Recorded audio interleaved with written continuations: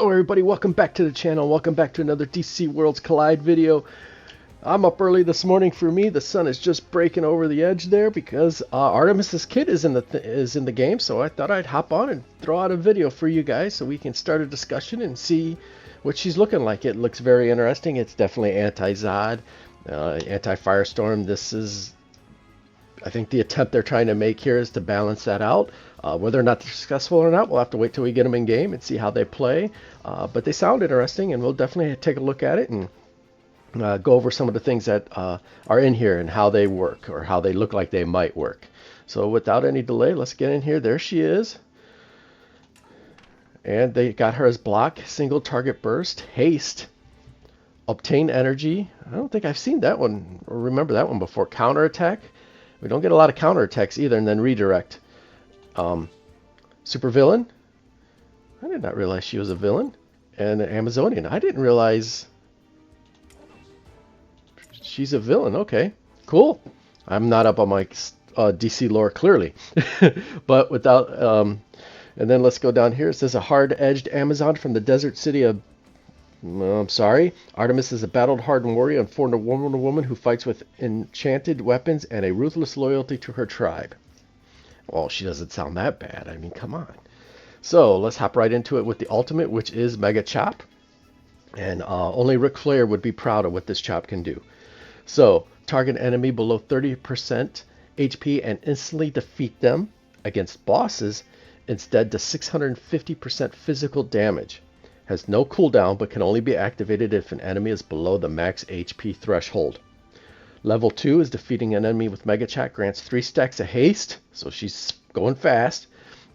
The last one turn to herself and grants 1 stack of that last one turn on herself. Okay, so she grants the haste on herself, that's what that's saying, for 1 turn. And then 1 stack of redirect to all back row allies. So again, defense, which they've been talking about the whole season. This is all about defense, and she's helping with that with the redirect, getting the buffs off of them, including herself. And then maxed out, if you defeat the enemy, refund 3 ultimate points. So you defeat an enemy, you know, and you get some ultimate points back so everyone else can get busy, or if you've got, you know, or she can get back to it. The only thing it doesn't say in here that I'm curious about is if you have multiple enemies under 30%, who's she going to prioritize? You know, we'll talk about it a little bit later, but, you know, that might matter because Zod and Superman don't revive, you know, because she has this in her passive. I know we're jumping around, but it matters. When Artemis defeats an enemy with Mega Chop, that enemy has a 100% chance of being precluded from being revived. All right, so that's Zod's synergy, right? We'll go in, we'll look at Zod, and we'll see his synergy.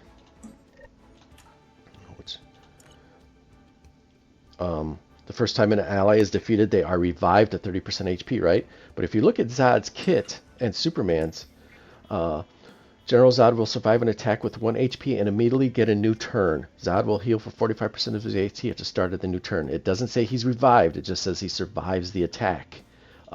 Same with DCU Supes.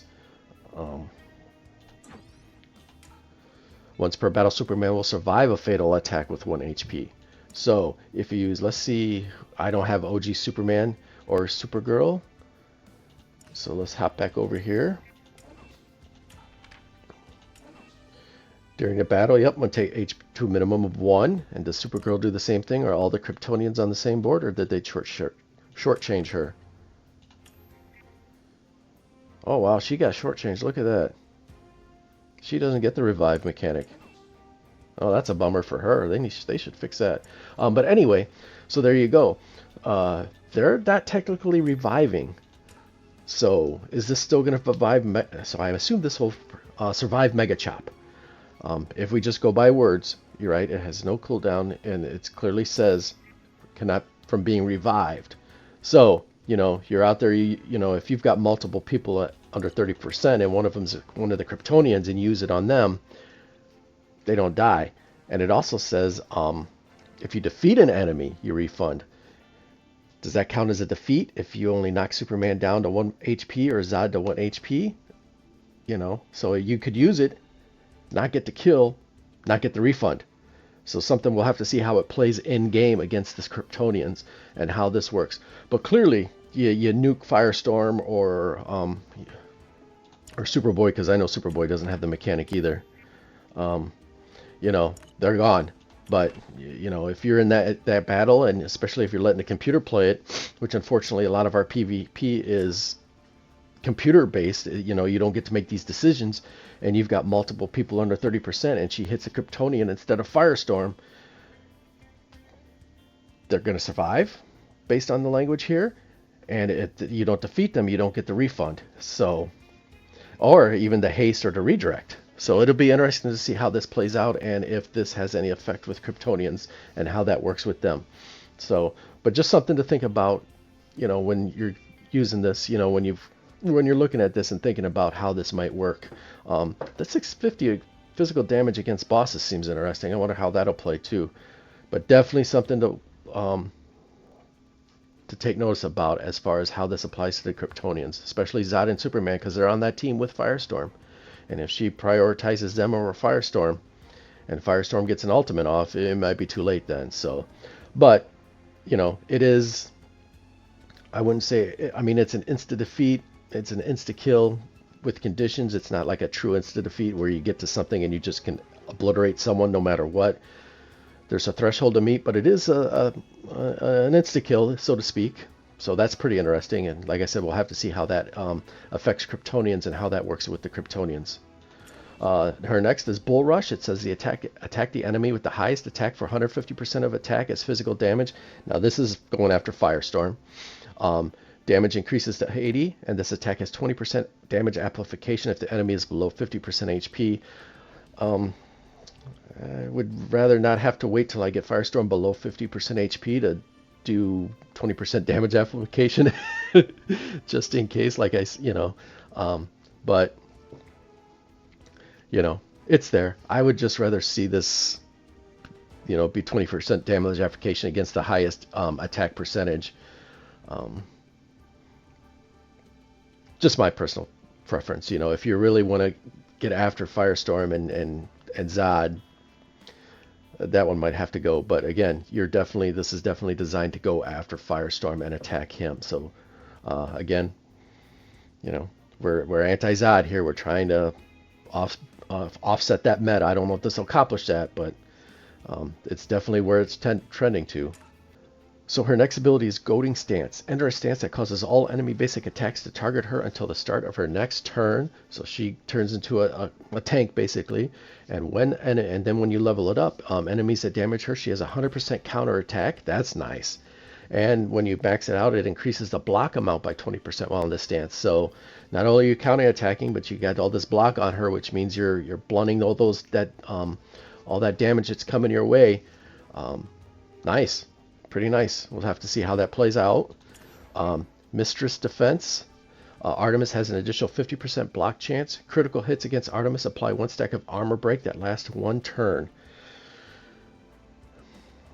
So I'm assuming that applies the armor break to the attacker. It doesn't really say. Artemis has an additional 50% block chance. Critical hits against Artemis apply 1 stack of armor break that lasts 1 turn, but it doesn't say against who. I'm assuming it's against the attacker.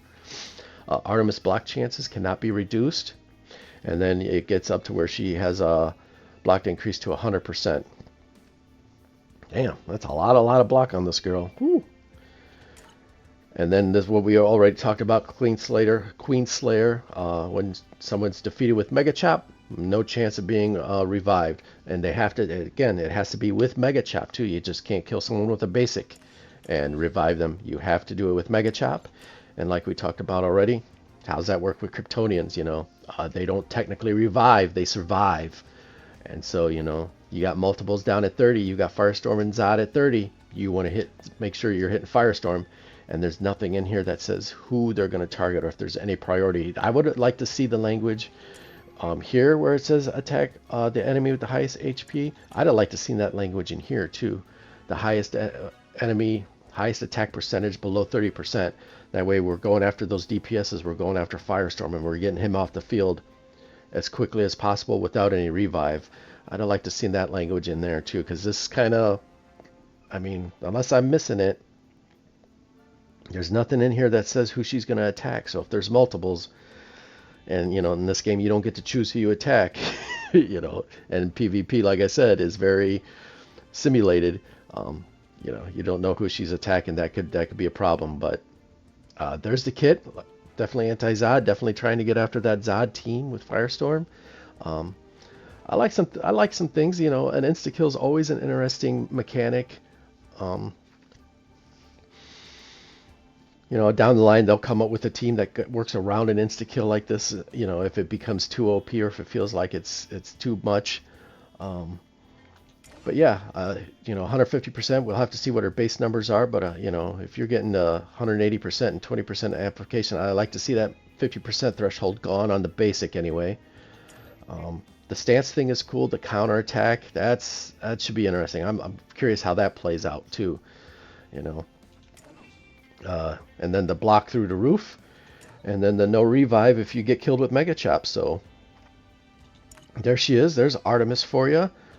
Like I said, I won't tell you what you should or shouldn't do with these guys. I'll just present it out there and kind of what I think, and let you guys make the decision.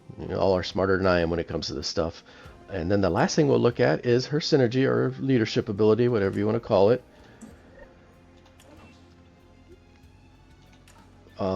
All deployed allies 6%. Of course, that goes up to 12 or 50%. And it says when attacked, an ally will gain 1 stack of recuperate for 1 turn. This effect can happen once to each ally per round. So you get 1 stack of recuperate. Again, remember, recuperate is based off attack percentage, not your health. So don't ignore attack on some of these characters, especially if you're running her synergy, because you want that recuperate to outpace the damage you're taking. And if you don't have a lot of attack on a character, you might not be doing that. And the other big thing here is no support. So those dreams of the 3 Amazonians with Nightwing and Ocean Master gone. The dreams of running these 3, running her with Kid Flash and a healer's gone if you're going to run her synergy. Now you could probably, we don't know what the rest of it is, but you could probably just run Ocean Master's synergy if you really wanted to go haywire with the block, and just run the Amazonians with them. Every 3 times you block an attack, increase attack allies by maximum of 41. Block all allies. You put this synergy with her and her blocking and all the blocking that Nubia does. Where's Nubia? Here's our girl. She's blocking like crazy too. Yeah. Yep, and increase Nubia's block chance by 15%. The back row's damage resistance by 15. You got reflect. Damage resistant to the back row, and Nubia's block chance by 35%. So under his leadership, all that block is healing. All that block, every 3 times you block, increase attack of allies by 4%. So you can probably max that 30% out pretty quick. When an ally blocks an attack, all allies are healed for 1%. So if you don't want to run Artemis's synergy, but you have to see the rest of it to get a good idea, but it does not, it seems okay, I guess. I don't know. It's hard for me to visualize this, but I can see Ocean Masters, and I can see her with all her block. I could see where that could get pretty interesting. So maybe we're not using her synergy. Maybe we're using Ocean Masters, or, you Theory Crafters will come up with something that's probably pretty cool. So, but there it is. Like I said, definitely we're going after Zod, and we're definitely taking direct aim at him and his squad. And so let me know what you think. Do you think it's going to accomplish that? Do you think it's gonna end the Zod Firestorm reign here, or or are they still going to be able to power through this? Let me know what you're running with these guys. If you've got all 3 of them, are you thinking Nightwing and Ocean Masters is the new block team? Or do you got different ideas? Are you throwing a Wonder Woman back there? Do you need a DPS? You can't use a support if you want to use her synergy, but maybe we don't need her synergy. Maybe, we go somewhere else. Let me know what you're thinking. Let me know what your ideas are. I'd love to hear them. I love seeing what you guys come up with. You guys come up with great stuff and great teams, and I love watching it. So definitely let me know. Alrighty, guys. Well, thanks for hanging out with me. Thanks for checking out Artemis Kits with me. And best of luck on your mother box pulls if you go after her. I hope you get a bunch of her. And take care, and I hope to see you in the next one. Later, guys.